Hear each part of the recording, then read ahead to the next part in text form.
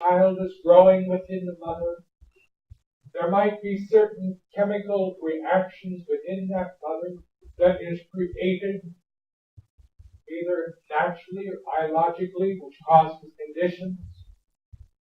And one of the most difficult things, though with all the great understanding that there is of medicine today, is the amount of chemicals that are used, whether it be that of prescriptive form, or whether it be that of what is referred to as abusement, which chemicals are used at this time, can cause breakdown within the physical body, which causes breakdowns within that little tiny piece. Sometimes the breakdowns are such that the body does not grow, that the hands do not mature. Sometimes the chemicals affect the lungs, affect the heart, make the baby weak. But all of these things cannot be blamed upon God, and nor is anyone born upon this earth plane imperfect. That is another statement that I will dare make and dare say this morning, that there is no one that is imperfect, because the spiritual body is perfect. And it seems at times, if you ever notice such individuals who are born handicapped, they have far other gifts which surpass their weaknesses that they may have. There's another approach to healing which I wish to note at this time. We have talked about mind and healing through an understanding of the mind. There is also another form of treatment which is referred to as your spiritual healing, which is a beautiful gift in itself.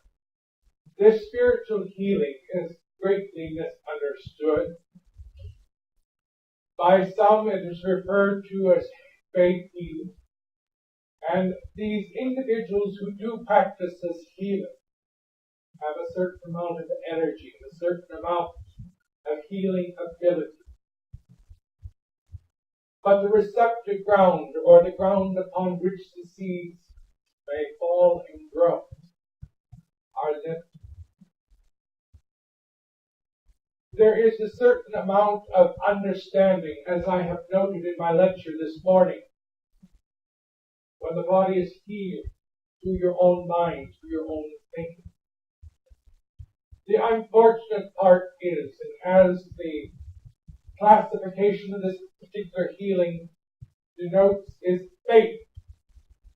As long as that individual's faith is strong, as long as that faith is intact, that healing will last. But how long can one individual hold on to a thought? How perfect is anyone upon this earth plane to not allow their thoughts and their thinking to go awry and go astray? And it might be noted at this time that faith healing does not have an effect that it does, a long-lasting effect that it should. Because all this is nothing more than a temporary treatment. It's nothing more than like jumping a battery in a car. And as you know that within your own automobiles, if that battery is dead, you might be able to jump that car and make it go for a while, but when you turn that key off, unless that battery receives proper charging, it will not start again.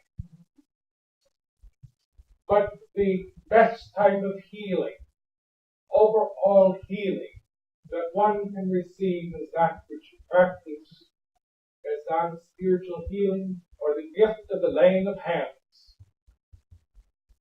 This healing